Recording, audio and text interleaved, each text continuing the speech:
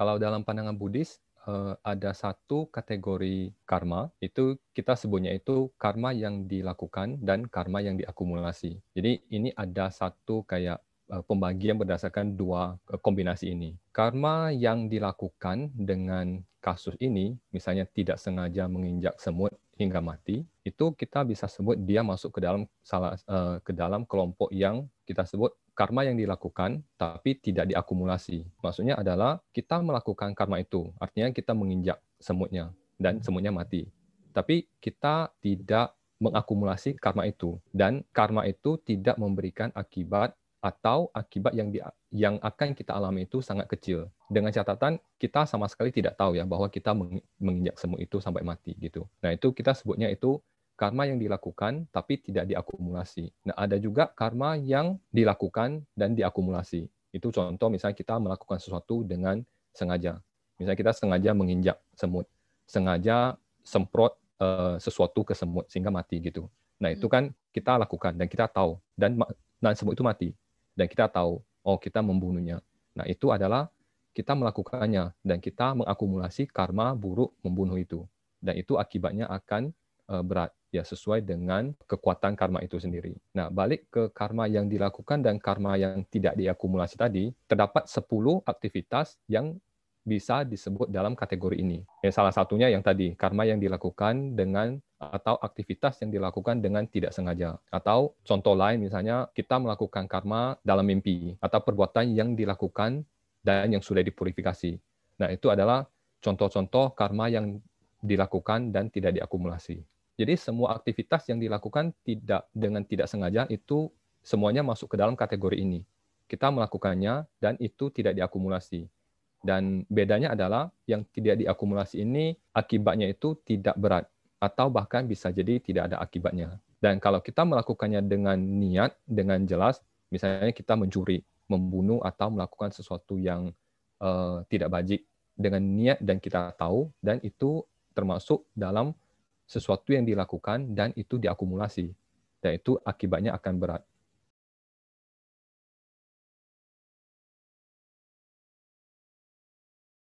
Nah, kalau ngomong karma, balik lagi ke motivasi ya. Balik Mm-mm. lagi ke motivasi. Motivasi di balik aktivitas itu. Jadi aktivitas ini tergantung dari ya motivasi di balik aktivitas itu seperti apa gitu. Nah, misalnya kita melakukannya dengan background atau dengan landasan kekotoran batin. Kotoran batin misalnya kemelekatan atau keserakahan atau misalnya kebencian. Maka itu akan menjadi sesuatu yang tidak baik. Maka itu akan jadi satu karma buruk. Oke, jadinya kita mengumpulkan ketidakbajikan di situ. Nah, akibatnya apa? Kalau ya kita melakukannya dengan landasan kemelekatan atau salah satu dari kekotoran batin, maka kita akan mengalami, ya kalau misalnya itu adalah karma buruk, maka kita akan mengalami penderitaan. Itu jelas.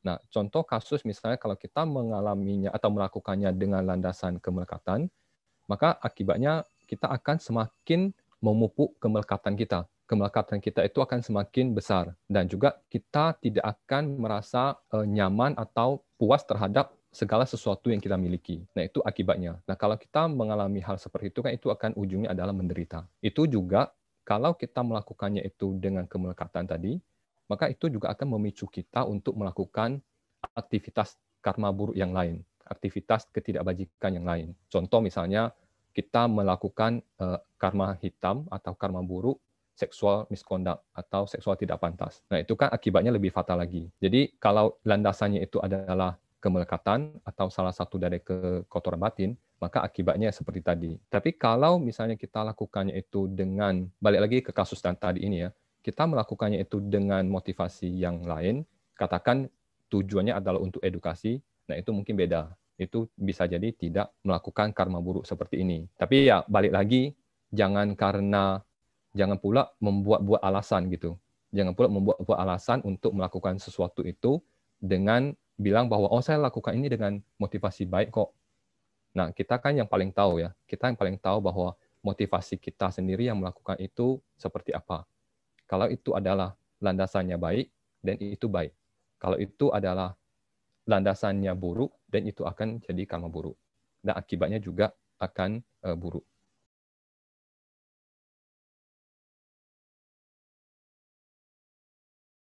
Jadi yang namanya melakukan ketidakbajikan tadi, balik lagi ke poin yang sebelumnya.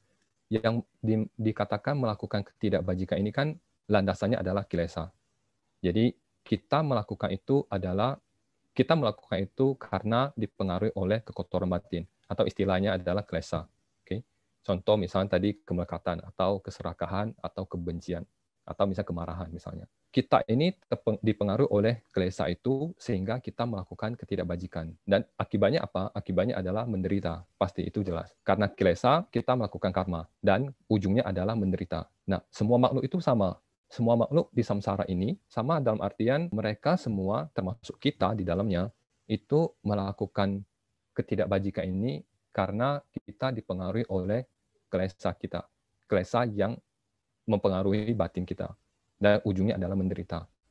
Nah, makanya kenapa kalau kita belajar Buddhis, khususnya belajar Lamrim, maka kita harusnya mempraktekkan yang namanya ulas asih. Ulas asih ini ulas asih terhadap semua makhluk, agar semua makhluk bebas dari penderitaan, bebas dari pengaruh karma dan klesa. Semua makhluk di sini, di dalamnya itu termasuk kita sendiri di dalamnya, termasuk diri kita di dalam semua makhluk ini.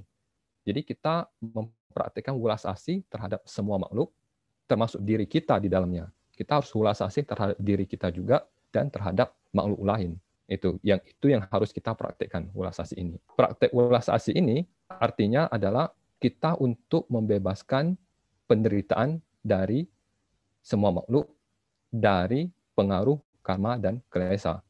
Dan klesa ini sebenarnya bukan bagian dari diri kita. Artinya dia tidak menyatu dengan kita. Si klesa ini kita bisa atasi, kita bisa hilangkan. Makanya setelah kita hilangkan itu, maka kita tidak akan mengalami penderitaan lagi. Jadi dengan sikap ulas asih ini terhadap diri kita, terhadap semua makhluk, maka kita harus berupaya untuk mengurangi klesa ini. Sehingga kita tidak melakukan ketidakbajikan. Dan kita tidak akan mengalami penderitaan. Dan kita kalau tahu bahwa saya melakukan kesalahan tadi, saya melakukan ketidakbajikan tadi, maka hal berikutnya harus kita lakukan adalah kita melakukan praktek purifikasi. Purifikasi itu apa? Itu adalah untuk tanda petik membersihkan ketidakbajikan yang telah kita lakukan agar kita tidak mengalami akibat yang berat dari karma atau aktivitas ketidakbajikan yang telah kita lakukan. Singkatnya begini, intinya kita harus kalau kita tahu bahwa kita ini melakukan kesalahan, melakukan ketidakbajikan, itu bukan karena kita, tapi karena dipengaruhi oleh klesa, sehingga kita melakukan itu. Nah, setiap orang ini memiliki klesa yang dominan masing-masing. Misalnya ada yang sangat melekat, ada yang sangat pemarah, ada yang ragu-ragunya besar, macam-macam.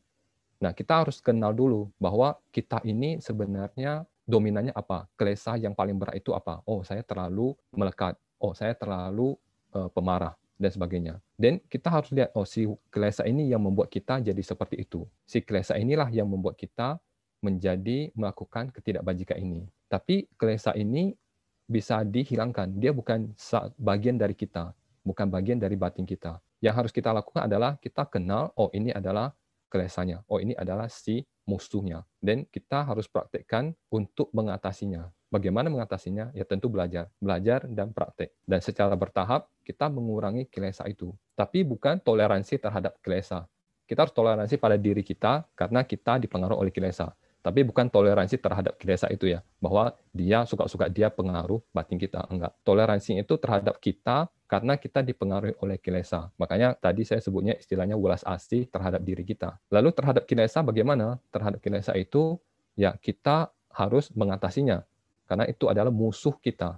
Nah, cara mengatasinya ya belajar, praktek, tahu caranya bagaimana untuk menggunakan atau mengapply antidot terhadap si kilesa yang tadi. Dan tidak lupa juga kalau kita tahu bahwa kita melakukan itu adalah karma buruk atau perbuatan buruk, dan kita lakukan purifikasi. Purifikasi terhadap ketidakbajikan karma buruk yang telah kita lakukan. Jadi bukan toleransi kepada kilesanya yang suka-suka dia untuk melakukan sesuatu.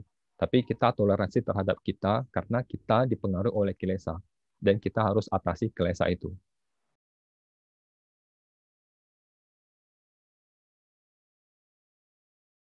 Buddhisme ini tidak mengenal adanya penciptaan, tidak mengenal adanya satu sosok yang menciptakan alam semesta ini dan isi-isinya gitu. Jadi tidak ada personifikasi dalam satu sosok. Segala sesuatu yang terjadi di alam semesta ini itu karena adanya hukum sebab akibat yang saling bergantung. Contoh misalnya, saya bisa menggunakan laptop ini, saya bisa komunikasi ini, itu adalah ada sebabnya. Sebabnya sehingga saya bisa melakukan ini, akibatnya seperti ini. Lalu saya membuat sebab lagi, dan akan ada akibatnya lagi. Dan seterusnya, dan seterusnya. Jadi sebab yang ini, sebab dapat ini, itu apa di sebelumnya. Nah, sebab yang sebelumnya itu didapatkan dari sebab yang lain. Dan seterusnya. Jadi tidak ada ujungnya, dan tidak ada awalnya. Itu yang diyakini oleh dalam Buddhisme. Jadi bukan diciptakan oleh satu personal atau satu sosok tertentu. Mengenai konsep ketuhanan, Buddhisme memiliki konsep yang dapat didefinisikan sebagai sifat ketuhanan itu sendiri. Nah, pencapaian kebudaan atau kita sebut dengan nirwana, ini adalah aspek dari ketuhanan dalam agama Buddha. Nirwana ini adalah pencapaian tertinggi yang dicapai oleh satu makhluk. Contoh misalnya kalau sekarang ini kan kita tahunya adalah Buddha Sakyamuni. Buddha Sakyamuni adalah Pangeran Siddhartha atau Siddhartha Gautama yang mencapai kebudaan. Nirwana yang dicapai oleh Siddhartha Gautama ini adalah Buddha. Semua makhluk bisa mencapai itu. Semua makhluk bisa mencapai kebudaan ini, bisa mencapai Buddha ini. Nah, ketika mencapai kebudayaan ini atau kesempurnaan ini, makhluk tersebut atau Buddha, dia akan mencapai yang namanya tubuh Dharma. Istilahnya itu Dharmakaya. Nah, Dharmakaya inilah yang merupakan tubuh yang kekal. Tubuh yang ada di mana-mana. Yang ada di mana-mana. Dan ada dengan sendirinya. Secara spontan. Tanpa harus istilahnya dibangkit-bangkitkan. Jadi, tubuh ini kekal, terus dia bisa ada di mana-mana, dan dia ada dengan sendirinya. Nah, Dharmakaya ini di Indonesia, kita kenal dengan sebutan Sangyang Adi Buddha. Jadi, Sangyang Adi Buddha di Indonesia itu secara definisi ketuhanan itu adalah Dharmakaya ini.